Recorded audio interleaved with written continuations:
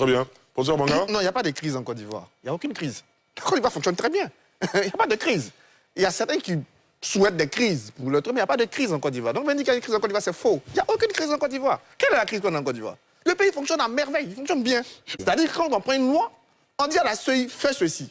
Mais elle va voir maintenant la réalité de l'application. Si elle ne peut pas, elle dit je ne peux pas, elle en tire les conséquences. Celui qui n'est pas d'accord peut encore saisir la justice, qui si c'est nécessaire va ordonner de le faire. Venou dit qu'on doit reporter patient à détention. Non, il faut arrêter le chantage et l'otage des tensions.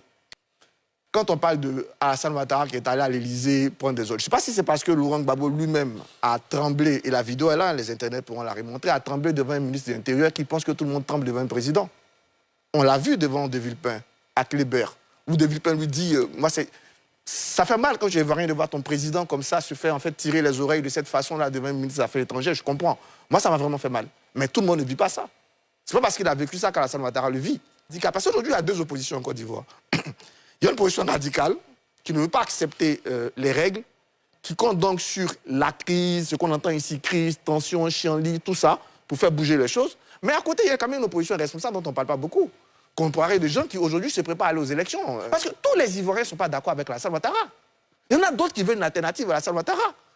Mais il ne faut pas les mettre en prison. Il faut leur donner cette alternative-là.